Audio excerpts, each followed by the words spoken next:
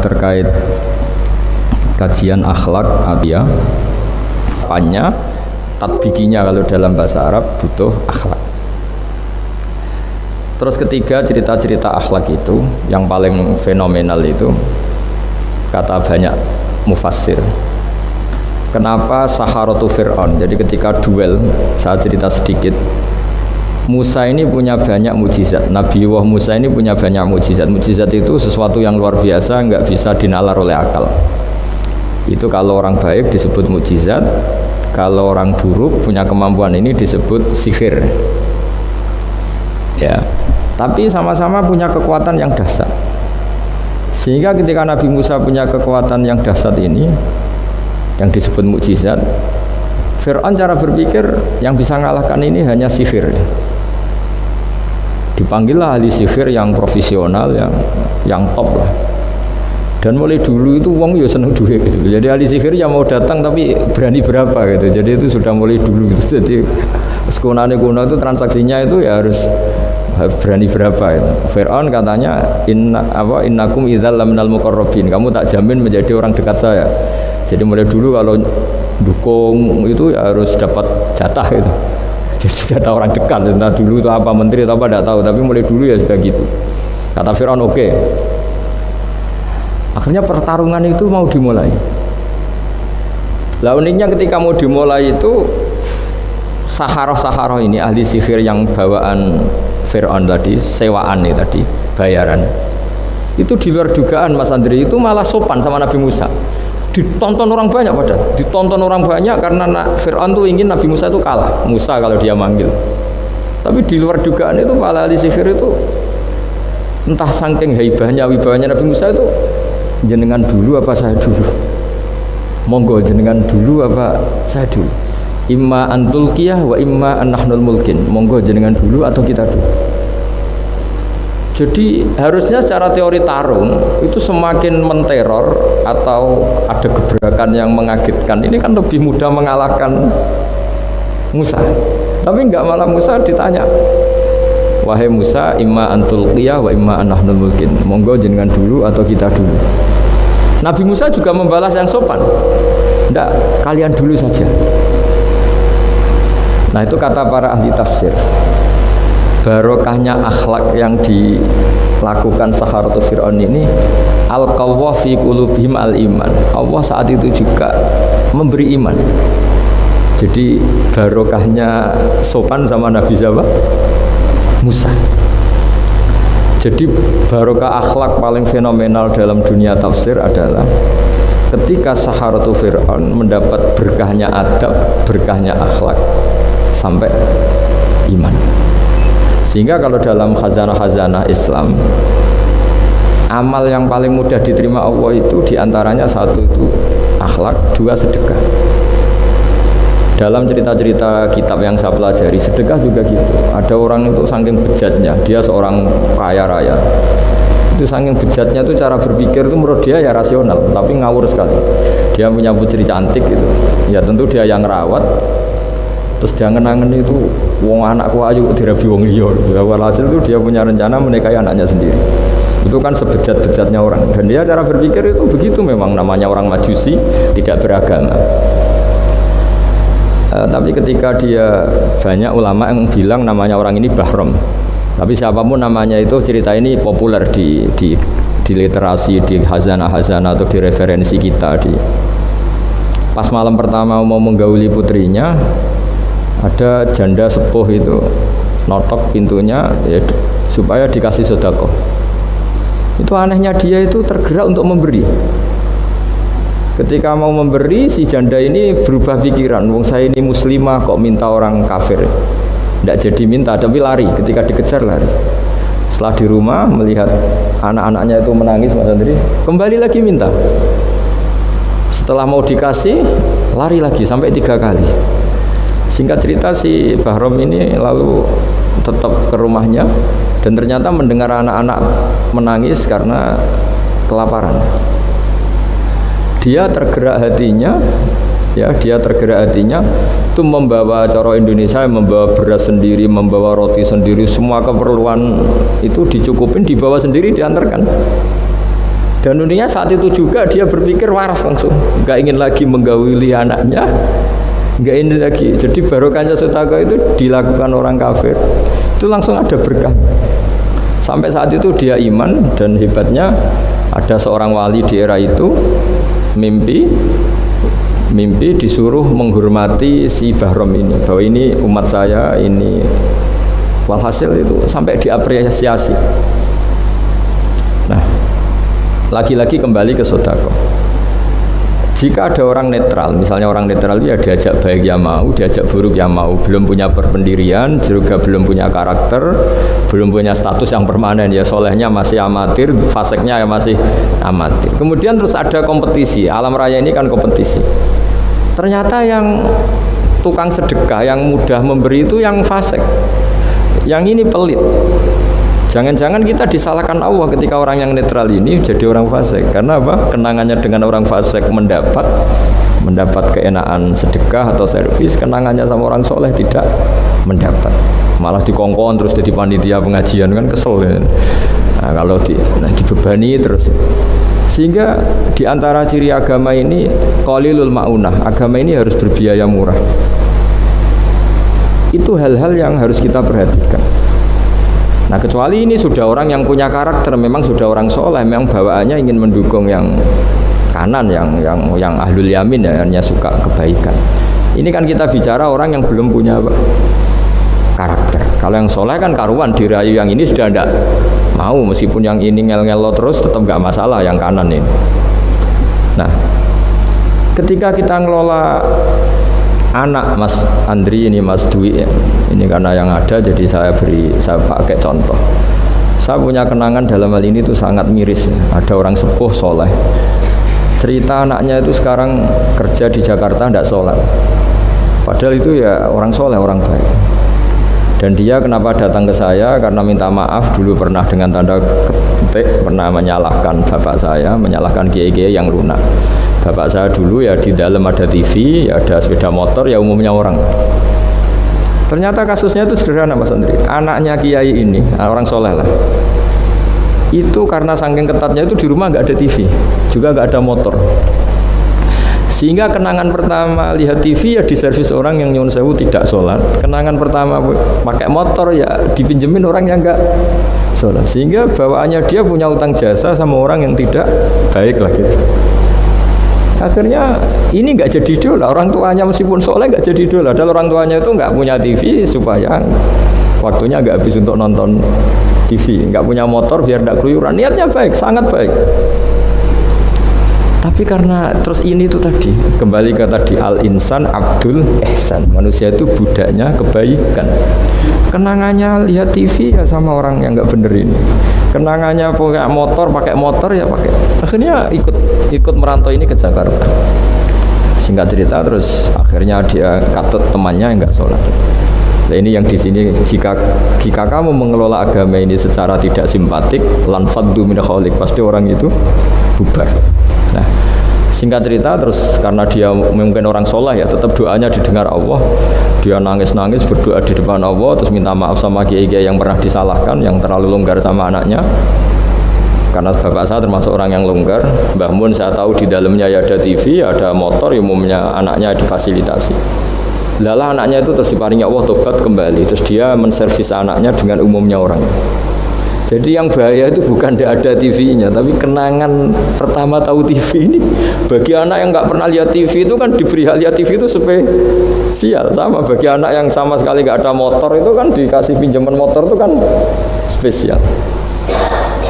Jadi kesimpulan dari ngaji akhlak ini harus dikawal supaya mengawal kebaikan. Jangan sampai anak kita, keluarga kita punya utang jasa sama orang yang nggak benar sehingga dia ngidolakannya orang yang nggak. Ya tadi misalnya kadang-kadang orang nggak benar itu ketemu temannya, ayo ngopi-ngopi, beres. Yang ini kita sebagai orang tuanya mau ngopi saja tanya, jam segini kok ngopi? Apa saja salah. Jadi bawaannya di rumah disalahin, bawaannya di luar dibebasin. Akhirnya kenangannya kan ini buruk. Nah, ini hal-hal seperti ini yang kita harus hati-hatilah ngelola kebenaran. Makanya ada cerita di kitab Risalah Qusyariyah juga diulang lagi di Ihya. Ada orang Majusi Ya bayangkan dulu itu kan padang pasir, di jalan nggak ada air, juga nggak ada warung Mas Andri, juga nggak ada ATM. Jadi bayangkan dulu. Jadi cerita ini harus dibayangkan dulu. Kalau sekarang kan nggak kebayang ada orang kelaparan di perjalanan. Makanya dulu tuh hukumnya ekstrim. Siapa yang iman billah wal yaumil akhir harus memuliakan tamunya. Dulu tuh ukuran memuliakan tamu tuh nomor satu ya dikasih makan. Sehingga kalau ada tamu dari jauh, Nabi itu kalau nggak bisa ngasih makan dilelang. Siapa sahabatku yang bisa ngasih makan? Karena orang tuh sekali mertamu ya memang kelaparan betul. Perjalanan 2 hari nggak ada warung, nggak ada ATM, nggak bisa mampir ke kantor cabang minta fasilitas kan nggak bisa. Kalau pejabat kan bisa, dari Jakarta mampir Semarang mampir Kragen bisa. Singkat cerita dilelang sama dia, siapa yang bisa. Masyhur kan cerita itu, ada orang yang sebetulnya miskin, saya ya Rasulullah, ternyata yang dikasihkan itu makanan jatah apa? Anaknya, kan masyhur cerita itu. Kata dia pulang, terus lampunya pura-pura dimatikan, terus anaknya disuruh menidurkan, terus dia pura-pura nemani makan, padahal hakikatnya yang makan itu hanya tamunya. Saat itu juga Allah menurunkan wahyu kepada Rasulullah SAW. Allah memuji perilaku sahabat ini karena bisa ngasih makan tamu. Jadi dulu itu yang namanya tamu itu kalau nggak dihormati taruhannya nggak iman, karena nasibnya sampai seperti ini karena dulu seperti itu. Nah, kembali lagi ke cerita tadi. Tamu, apa makanan atau tamu atau apa sajalah, itu servis sosial ini nomor satu. Kalau enggak, seorang lagi ya, kalau enggak, itu ya orang terus enggak simpati. Nah, sehingga karena taruhannya seperti itu sampai Allah lewat apa binaan kekasihnya, maka na yu'minu billahi wal yaumil akhir falyukrim dhaifa. Singkat cerita, suatu saat Nabi Ibrahim itu punya tamu, orangnya Majusi. Majusi itu tidak mukmin. Majusi itu lebih buruk ketimbang Yahudi, lebih buruk ketimbang Nasrani, karena ada ahli kitab sama sekali. Kalau di Quran kan dibedakan, ada kafir ahli kitab yang masih percaya Tuhan, yaitu Yahudi Nasrani. Ada yang sama sekali sudah tidak percaya Tuhan, itu Majusi, nggak punya kitab. Orang Majusi datang ke Nabi Ibrahim karena beliau terkenal Abu Duyuf, bapak dari segala tamu. Beliau itu nggak mau makan kecuali bareng tamu, bareng anak yatim, saking solehnya Nabi Ibrahim. Saya ulang lagi, bayangkan dulu, memang makan itu luar biasa. Sekarang kan biasa karena tamu sudah makan dulu di warung, nginepnya di hotel, malah kadang disuguhi udah mati makan karena nggak selera, ribet malah tamu sekarang ini. Malah komplain bila perlu sudah ribet. Nabi Ibrahim itu ketika orang itu kelaparan, ya Ibrahim karena dia nggak mukmin ya manggilnya jangkar, tolong hari ini saya kasih makan. Ndak hatta tu'mina, sehingga kamu iman. Singkat cerita, orang ini frustasi karena ini tokoh ya, Nabi Ibrahim itu tokoh besar Muslim ya tentu. Akhirnya dia putus asa terus sudah walla itu sudah balik kanan, sudah ngelunyur saja meninggalkan Ibrahim karena sudah putus asa lah. Saya Majusi, dia Nabi, dia tokoh Islam, pasti tidak ngasih makan. Apa yang terjadi? Saat itu juga Allah, karena beliau Nabi, bisa komunikasi dengan Allah, dapat wahyu. Lihat orang itu umur berapa? 70 kira-kira gitu atau 60. Kata Allah, orang itu baru ini loh kelaparan katanya. Dan baru ini juga minta kamu kan? Iya. Dan kemarin-kemarin tidak pernah kelaparan ya, baru ini ya. Terus kata Allah, saya yang Tuhan saja ngasih makan dia padahal tidak iman sama saya 60 tahun. Kamu diminta untuk 1 hari saja kok mensyaratkan apa? Iman. Udah panggil saja supaya makan di kamu. Salah saya dipanggil akhirnya sama Nabi Ibrahim, dikejar. Udah, ayo makan ke saya gitu. Ya gimana? Udah, usah syarat iman, pokoknya makan saja guys. Nah, sudah si makan sama Nabi Ibrahim di servis, tanya orang itu, kok kamu mendadak baik tadi sini sih? Itu ya ditegur Allah, saya salah katanya. Loh, Allah yang Tuhan itu, menurut kamu Tuhan itu betul negur kamu? Iya. Dia nangis-nangisnya. Ternyata Tuhanmu itu Tuhan betul ya. Saya yang Majusi aja diperhatikan katanya. Bahkan menyalahkan kekasihnya kamu katanya. Udah saya mau iman saja katanya. Gitu kan. Itu ya barokahnya servis tadi. Nah sekarang misalnya kita bertarung di dunia yang bebas ini. Misalnya nyuwun sewu, yang ngasih makan ini nyuwun sewu orang tidak baik, yang orang baik tidak ngasih. pasti utang jasanya orang ini sama yang enggak baik. Karena kenanya sama orang baik itu udah baik. Nah ini yang dimaksud walaupun tafadzun khalidul qalbi lan faddu min khalid. Kalau orang mengelola Islam dengan cara yang kurang baik, maka akan melahirkan orang lari. Ya, karena tadi al insan abdul ihsan. Jadi cerita yang ringan-ringan di sekeliling kita juga seperti itu. Bapak-bapak itu ngopi di rumah itu ya rasanya kopi sama. Itu gara-gara tidak nyaman ya cara bojo nek semarah kan gitu cara nyugoi. Di warung senyum. Akhirnya pilih di warung. Karena di warung dapat senyum, di rumah dapat ya sudah. Jadi semua proses sosial itu seperti itu. Nah mau saya di sini bayangkan itu anak kita kenangannya dengan kita, dengan bapaknya, dengan ibunya ini kurang baik. Kenangannya di luar baik, sehingga anak kita cenderung tidak ngidolakan kita, meninggalkan kita. Jadi menurut saya belajar akhlak paling pokok adalah kaitannya dengan kepentingan anak-anak kita. Saya bukan niat sombong ya, saya itu alhamdulillah sampai sekarang tuh masih sering mandikan anak saya, jalan-jalan sama anak saya, hak-haknya. Bahkan saya ini punya ajaran yang agak unik, tapi istri saya sudah menerima. Dulu ya sempat janggal-janggal untuk iskal, ini sekarang sudah menerima. Saya punya anak yang biasa ikut adik saya, adik Fuad itu masih kelas 2 SD. Mulai kelas 1 SD, mulai kelas 2 saya bilang, kalau kamu ingin jajan, bapak pas tidur bangunkan. Padahal anak saya itu punya santri, punya banyak yang bantu lah. Dulu istri saya protes, itu kan melatih anak nggak sopan karena bangunkan orang tua. Enggak, kata saya, sopan itu nomor 2, nomor 1 itu hukum. Terus saya beri penjelasan. Yang paling berhak atau yang paling boleh dingel-ngelno anak itu ya diganggu anak itu ya orang tuanya. Masa anak mau jajan yang harus ribet pembantu, mana anak mau jajan yang harus ribet orang. Nah, yang paling boleh diganggu oleh anaknya ya orang tuanya. Itu hukum kata saya. Akhlak nomor 2. Sehingga barokahnya hukum itu, saya ulang lagi, barokahnya hukum itu, kalau anak ini terpaksa pembantu itu pas lalai, pas kita tidak nyalahkan, kan kewajibannya di kita. Akhirnya kita menjadi tahu, baru istri menjadi tahu, yang paling berhak diganggu anak ya orang tuanya. Itu hukum. Nah akhlak itu baru nomor 2, ganggu itu ya dikira-kira lah pas bangun atau pas rileks. Tapi itu nomor 2, itu namanya moral. Moral itu sunat. Tapi kalau hukum itu nomor 1. Sehingga akhirnya orang tua, anak ini senang. Betapa baiknya orang tua kita, pas tidur saja dibangunin mau demi kepentingan dia. Akhirnya anak ini punya kenangan baik sama orang tua. Pas tidur saja bapak diajak mau. Apalagi pas happy. Nah karena kenangannya baik, ya idolanya orang tuanya. Ketika idolanya orang tuanya dan kita orang baik, mau ngajak sholat ya gampang, mau ngajak ngaji ya gampang. Bayangkan kalau kenangannya dia dimintai uang nggak boleh, bentak, salah jam kayak atau salah jadwal atau apa, salah momentum. Masa anak kecil diwalate salah pakai momentum, pakai apa itu. Nah, ketika kita ngangkon belajar sudah susah karena kenangannya ndak baik.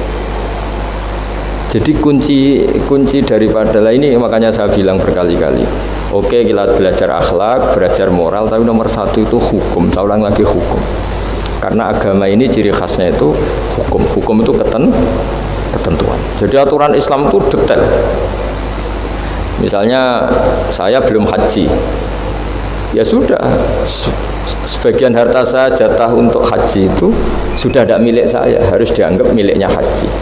Sehingga kalau saya meninggal setiap saat, yang boleh diwaris oleh anak cucu saya hanya yang melebihi dari biaya haji. Makanya di Indonesia disebut gaji amanat. Gaji amanat itu orang yang sebetulnya sudah mampu haji tapi tidak kober haji. Itu kalau sudah meninggal harus ada jatah haji yang dianggarkan untuk haji apa? Amanat. Baru sisanya boleh diwaris. Karena ini hukum.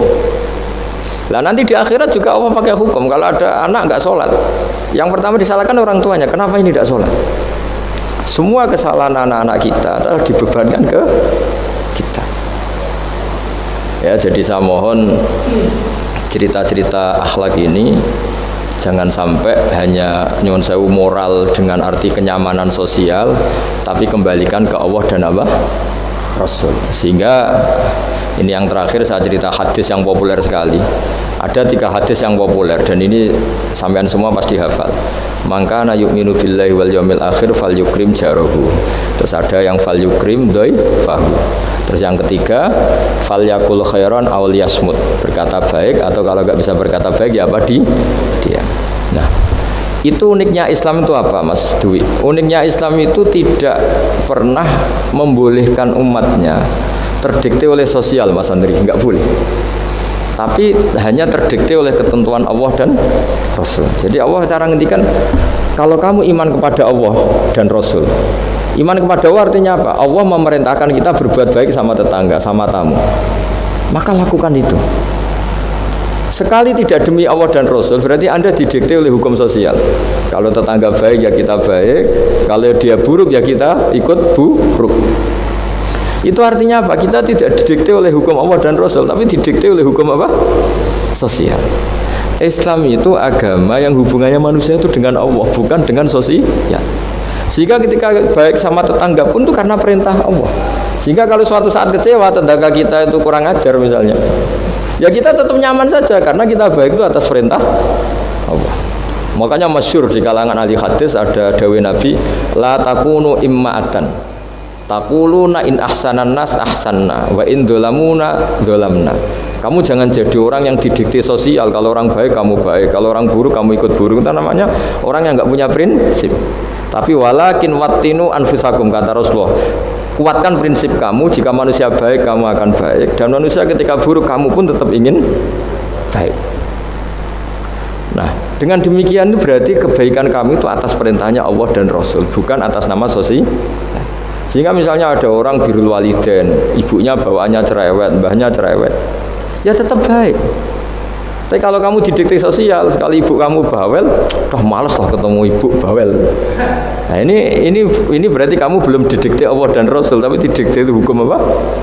Sosial. Sehingga untuk menutup mauidhah ini, saya sering cerita di mana-mana di kitab Ihya itu ada cerita ada seorang pemuda yang kurang ajar sekali itu. Ada kiai dipanggil, Pak Yai silahkan ke rumah saya. Ya kira-kira cara sekarang mungkin 500 meter datang. Setelah sampai depan rumahnya sudah Pak Yai saya tidak punya kebutuhan sama kamu. Itu kiainya senyum, rileks. Setelah sampai rumahnya dipanggil lagi, Pak Yai mohon ke rumah saya. Terus kiainya ke situ lagi asik kan.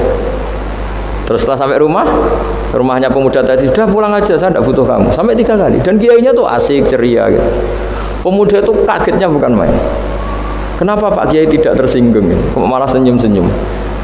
Cong kata orang Jawa ini. Ini cerita di Ihya. Saya tuh senang sekali nuruti perintah Allah. Allah ngendikan saya disuruh hormat tetangga. Lah kamu tetangga saya. Dan saya alhamdulillah bisa nuruti karep kamu. Disuruh ke kamu, saya ke kamu. Dan sekarang karep kamu saya pulang ya saya pulang. Syukur sekali hari ini saya bisa nuruti perintah Allah sampai 3 kali. Nangis pemuda itu. Loh kalau kamu kan mau tampar, ini kan pelecehan. Itu kan kurang ajar betul, kiai digambar. Tapi wali-wali itu enggak berpikirannya tidak seperti itu. Kalau kamu tidak wali ya memang aneh pikiran itu, tapi yang benar ya itu. Nah, jadi lewat ngaji ini saya mohon dah semua teman-teman yang di BI maupun seluruh kita, akhlak itu nomor 1. Dengan makna tapi setelah kepastian hukum. Setelah kepastian hukum. Jadi misalnya senyum itu sunat karena kita merayu mitra bisnis untuk bisnis yang halal.